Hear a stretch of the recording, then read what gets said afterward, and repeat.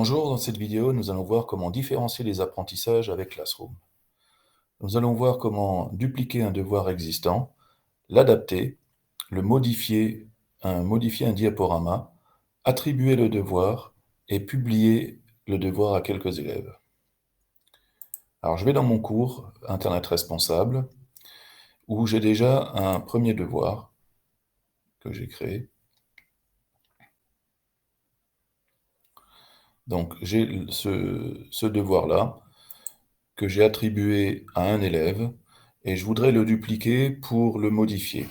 Je vais conserver les mêmes ressources, c'est-à-dire un site web, une vidéo et le diaporama que je fournis pour que les élèves puissent répondre. Et je vais donc modifier cette question pour la rendre plus difficile pour des élèves plus avancés. Pour cela, vous cliquez sur Créer et au lieu de créer un devoir, vous allez réutiliser le poste ou réutiliser un devoir. Vous allez pouvoir choisir, donc là, c'est classe tes jeux. Je le réutilise, mais avant, je vérifie que j'ai bien coché créer des copies de toutes les pièces jointes, de manière à ce que ça ne soit pas les originales qui soient modifiées. Classroom me duplique mon devoir.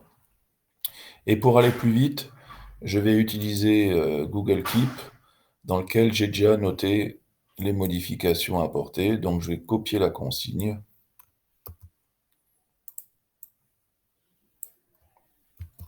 Je vais aussi modifier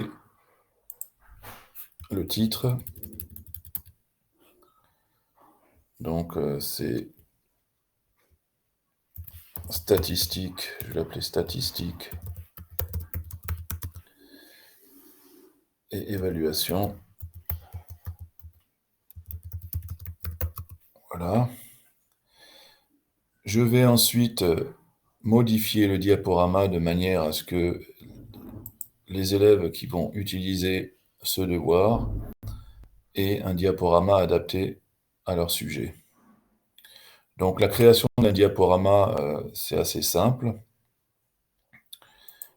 Donc j'ai préparé un diaporama en mettant par exemple nom des auteurs, ici titre du premier jeu, classification, etc. Donc là, je vais le modifier.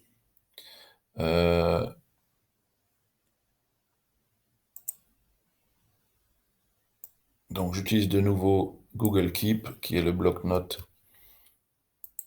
de chez Google. Ça me permet d'aller plus vite. Donc je mets donc un nouveau titre, une indication pour que les élèves sachent quoi modifier. Je vais, pour aller plus vite, supprimer cette diapositive en faisant un clic droit. Et pour la deuxième question, évaluation des jeux, je modifie donc là, pareil, je fais un copier-coller. Je rajoute l'endroit où ils vont saisir les explications. La dernière diapositive, je n'en ai pas besoin. Les élèves pourront ensuite l'améliorer, dupliquer les diapositives s'ils en ont besoin, etc. Donc pour l'instant, le travail est prêt. Je vais pouvoir fermer. Ensuite, je vais attribuer non pas le travail à toute la classe, mais à un seul élève ou plusieurs élèves. Bon, dans